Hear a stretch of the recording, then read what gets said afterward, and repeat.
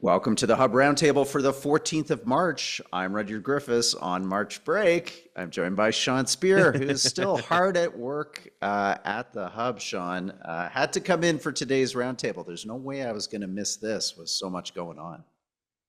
Yeah, we launched the Hub, Rudyard, in April 2021, and so this represents the first prime ministerial transition that we've covered, and maybe it won't be the last this year. Who knows?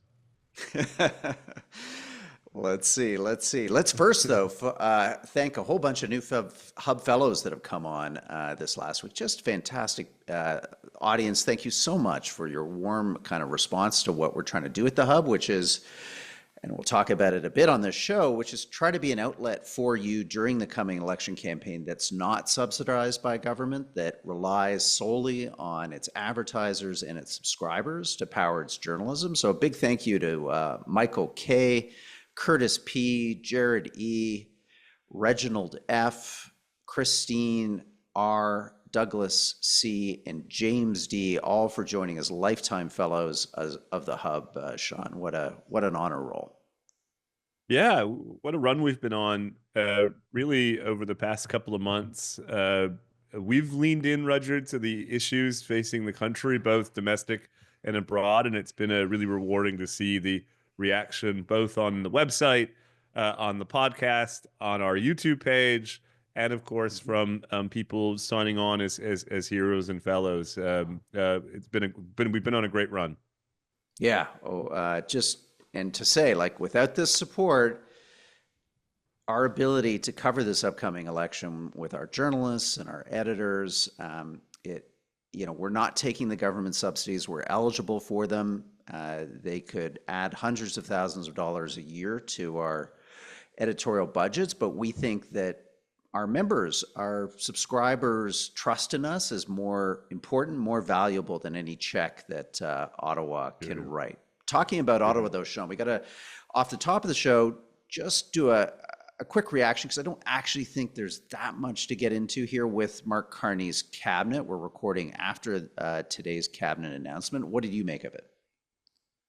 Well, as we were talking about before we went to air, it's mostly a story of continuity. We have some people returning in precisely the same post that they had under the Trudeau government, others who are coming into different roles but drawing on the same pool. I think that's mostly to be expected, Rudyard. Remember, Mark Carney, as we discussed last week, is breaking kind of historic ground here by taking responsibility as prime minister in a minority context without having a seat in parliament. It seems to me, had he populated a cabinet with others not sitting in the House, it would have exposed him and the government to, I think, rightful criticism that it represented something anti-democratic. And so for that reason, I think we should mostly interpret this cabinet as a transition one to get him through to the end of next week, when most people are anticipating he's going to make the walk down to Rideau Hall and lead us into an election campaign. Yeah, I'll get to the anti-democratic reference that you made in a sec, but just let's poke at this a little bit. I mean, it literally is the Trudeau cabinet. I mean, there's some very minor adjustments here. And like, you and I and a lot of our listeners are probably into the weeds, and we kind of understand maybe the tactics here. But for the public, and who knows, maybe the public doesn't even pay attention to this, but in terms of who the public will see during the election, because Trump is going to be the volcano that we know at the White House. It'll be erupting all the time. It'll be the same faces. It'll be the same faces, the same ministers that were in Canadians' news feeds under the Trudeau government. And then just finally, I want you to weigh in on why include Chrystia Freeland. I mean, she got 8% of the vote. Why not push her off with a barge pole to, I don't know, ambassador to Brussels? That would be perfect for her. Find her something. Why bring her in when, one, she lost big, and second, talk about a cabinet minister carrying a lot of the negative load, the negative public perceptions of the Trudeau era. Fairly or not, she's the poster child. Yeah, I agree with that. A perplexing move, especially since he didn't include Katrina Gould, who I think, exceeded expectations in the leadership campaign and positioned herself as somewhat of a 3%, transition. Sean. 3% is exceeding expectations. Well, I think just in terms of her the way she performed on the hustings. All Yeah. this to say, I basically agree. I don't quite understand the inclusion of Freeland, including in the transport portfolio. But let me make a broader point because I want to get this in before we move on to some of the other things that we want to talk about. There is a tendency, including on our own pages, to dismiss Carney and his political acumen and skill. In fact, Daryl Bricker, someone who I know we both respect a great deal in these issues, set that out this morning at the Hub. And as I watched things play out at Rita Hall today, Regid, I couldn't help but think that maybe we're wrong about this. Like for those viewers and listeners who used to watch the old Netflix show House of Cards, I kind of had this Mm. sense that Mark Carney's like a low voltage Frank Underwood figure. I mean, think about it. In January, there was a scenario where Justin Trudeau was trying to persuade him, pardon me, late last year rather, persuade him to become the finance minister on what amounted to a sinking ship. Uh, Carney rebuffed those overtures, and within a matter of weeks, with like less than 200,000 votes, and never having run for a seat in parliament, he's installed as the prime minister of a G7 country. Maybe he's actually more skilled than some people are giving him credit for. That's not a bad way to play what on the face of it looked like a pretty weak hand. Yeah, well said, and a nice tee up for me to kind of riff off your comments there. And it goes to the undemocratic part of it. You know, we are engaged in a massive round of national tissing and tut-tutting about U.S. democracy and the supposed fall of the republic to the south. And look what's just happened, Sean. As you said, we got a guy who's prime minister who'll be off to England next week, no doubt to negotiate and talk about big defense and trade and other deals for the country, who has been elected not by any Canadian voter in any kind of election campaign, municipal, provincial, anything, dog catcher before this, who was elected by a dismal turnout in a Liberal leadership, less than 200,000 people who voted for him. Many, according to Liberal leadership rules, weren't even citizens. They were permanent residents. And now, he's not testing the House, so he's going to be prime minister throughout the election with no legitimacy within our constitutional system. I could go on and on. I mean, if we talked before, it's a somewhat bizarre scenario. We have to remember that the Liberal Party outside of Parliament is it's a corporation. It's a club. It's an association. It's a club. It has no constitutional standing. It has no legitimacy vis-a-vis our democratic institutions and representation of legitimate democratic authority within our system of responsible government. That's the parliamentary party. That's the caucus. That's the House of Commons. And so here we are, like just freaking out over the U.S. and a slide towards autocracy. And what do we got? We got an investment banker. And again, nothing's wrong with investment bankers, but we got a guy who spent no time in organized politics, who's, again, hasn't run for dog catcher. And he's flying off to England next week to represent all 40 million of us as our de facto head of state. It is a remarkable turn of events. And I'll hand it back to you. I just love the way the mainstream press, especially the Globe, just, this is all, I don't know, nothing to see here, folks. Move on, nothing to comment. Everything's happening like it should, because the prime minister, the existing prime minister, Justin Trudeau, recommended, urged, I don't know what the exact language is. You've been deeper down this rabbit hole than I have lately, but, a handoff of power to this guy. He's a guy. I don't know. It's wild, Sean. I agree. And of course, the mainstream media has found academics and others to theorize about why this is totally acceptable in the Westminster system and all the rest. But one of the strengths of our system of government, as you know, Rudyard, has always been the balance between written and unwritten norms. And I don't think it should be lost on our audience that we are, in effect, breaking a norm here. We have a prime minister entering office, having never stood for election, leading a parliamentary party that, at best, we know it finds itself in a precarious situation. At worst, is actually doesn't control the confidence of the House right now. And the only reason it persists is, of course, because of the prorogation earlier in the year. And as you say, we're in an extraordinary moment of domestic and geopolitical upheaval. And this person is going to go off and represent our country and the awesome power granted to the prime minister in international discussions in the coming days, all to set the stage for him to then exercise his prerogative to trigger an election at the precise moment he wants. I agree. We shouldn't lose sight of the fact that this is something extraordinary, even if others in the media are choosing to subordinate this point.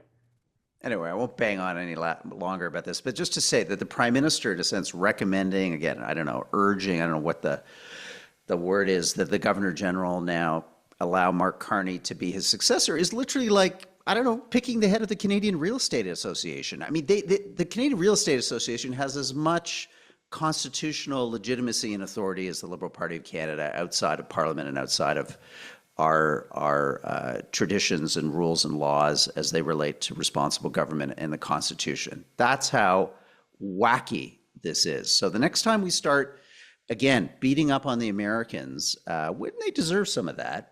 Like, let's take a look in the mirror here, because we're pushing the envelope, I think, on democratic legitimacy big time. Before we wrap up this half of the show and say goodbye to our complimentary listeners and join our donors on the other side of a break, let's just talk a little bit, Sean, about where we go from here. So we've got Carney's trip. It seems all announced. What do you expect is going to happen on that trip? And then all indications suggest he's not going to meet the House. The NDP vote has collapsed, so that means the efficiency of the Liberal vote is as good as it's probably going to get.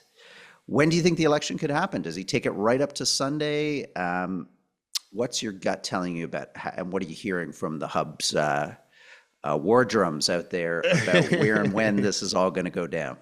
Well, yeah, just a few points in response to that question. First of all, it's of course notable, and I think intentionally so, that the new prime minister's first trip is to Europe, not to Washington. I think aiming to be responsive to public sentiments towards the Trump administration and this renewed interest in trying to expand relationships, both with respect to trade and national security with other parts of the world. We'll see, of course, what plays out, but I think we can anticipate him coming back with some type of agreement that represents a growing integration on some of these issues with the UK and France. And then, as you say, I think we'll see him probably spend some time in Ottawa over the coming days before ultimately triggering election by the end of the week, before the Parliament would otherwise be brought back on March 24th. The only point I wanted to make is I think one way to understand this week interregnum between the swearing in and the election may be pretty straightforward. I think the two issues that need to resolve themselves, Rudyard,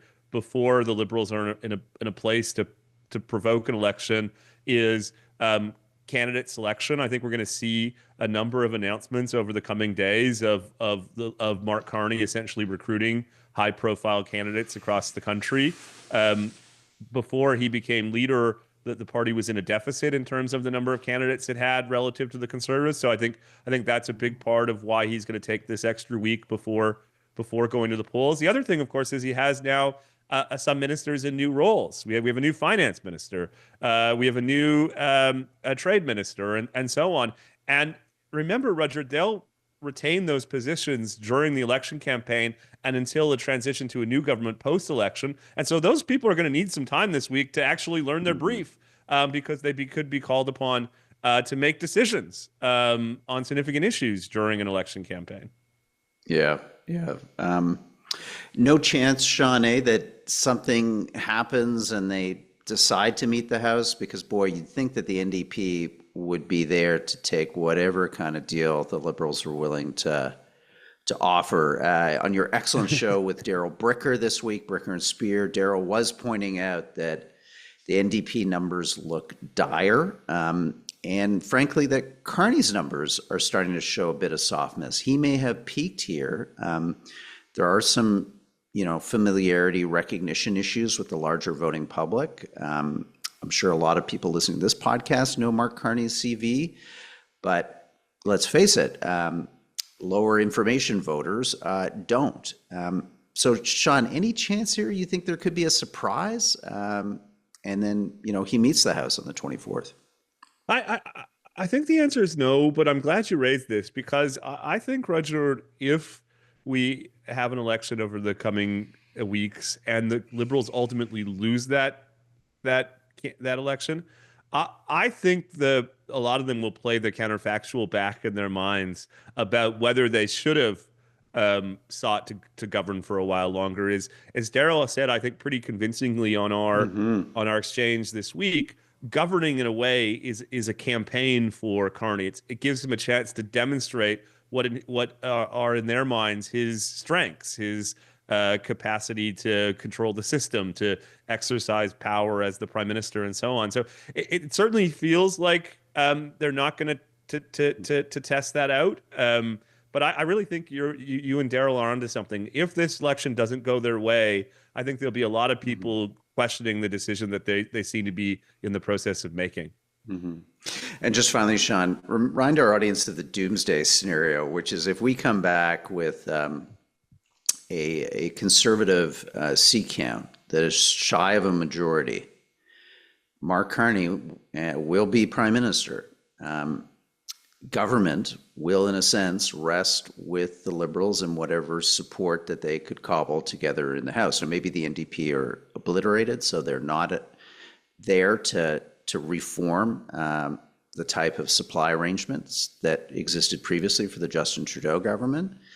But Sean, I think it's all of us just worth reflecting on that there are other shoes that can drop after the election. In fact, before Pierre Poilievre might even be able to form a government and deliver a throne speech. Yeah, I'm glad you raised this, Roger.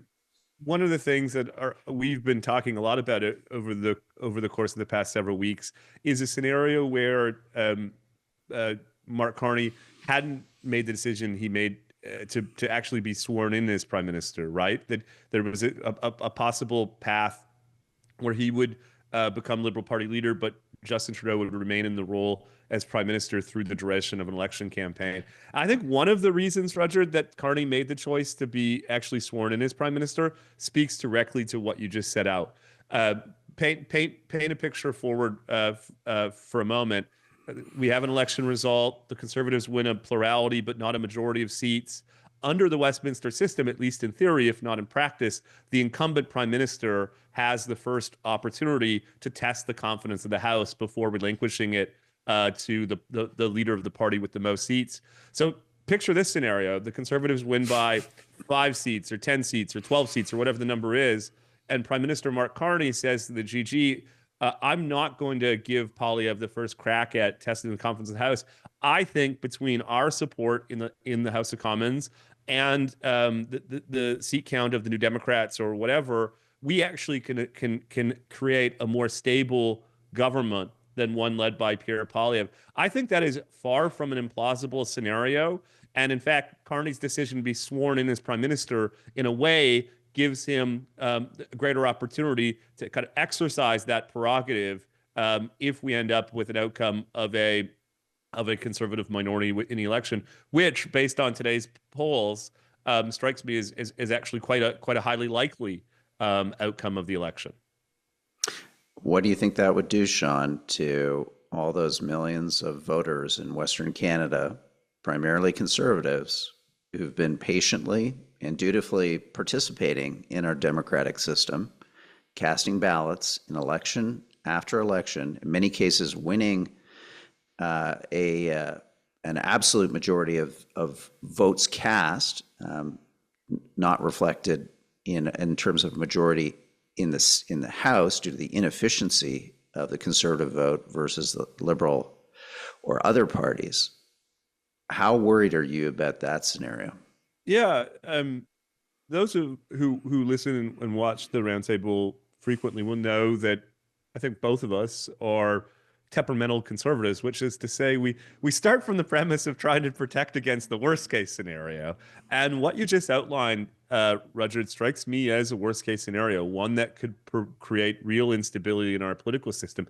As you say, the Conservative Party has consistently won the popular vote in federal elections over the past 20 years. In fact, the only election since 2005 that the Liberals have won the popular vote is in 2015, the single majority under Justin Trudeau's leadership. And in the past two elections in particular, we've seen the Conservative Party win significantly with respect to the popular vote, but not based on seat count. And I've actually been struck by the extent to which Conservative voters, particularly in Western Canada, have accepted those outcomes, not challenged our electoral system, not challenged No election denial. No election Exactly. denial from those good folks. Exactly. So now consider a scenario where it happens again. This time they don't just win. They don't just enable the Conservatives to win the popular vote, but they do actually win the seat count. And then we have a collusion between the Liberal Party, New Democrats, academics, mainstream media voices, and so on. Theorizing to Canadians about how their sense of fairness and that the winner ought to have first crack at the government it conflicts with this conceptual view about the way the Westminster system ought to operate. I think that would be a serious kind of threat to our political stability. I think the reaction that it would provoke shouldn't be underestimated. And so it's something we're going to be thinking and talking about over the coming weeks, because I do think that our opinion and political leaders need to understand that if that's a path they intend to take the country down, the consequences could be highly significant. Yeah. Just as a proof point, we did some interviews and reporting this week on the Hub about a new Angus Reid poll that showed a majority of men in Saskatchewan and Alberta, age 35 to 55, would vote to succeed to the United States if the Liberals form the next government. You take men out of that equation, and you're starting somewhere at around 30% for the population as a whole, including strong support that surprised me for that same contention of separating from Canada to join the US if the Liberals form the next government in British Columbia. So we are fooling ourselves if we don't think there is a burbling, a loud one out west that could erupt in that kind of doomsday scenario that we've just painted for you. Well, on that happy note, let's say goodbye to our complimentary listeners. We're going to join our much valued subscribers and donors on the other side of this short break to talk about the media's dirty little secret that will be burbling its own way, maybe louder than they would like in this coming election campaign. We'll have that revealed for you right after this short break.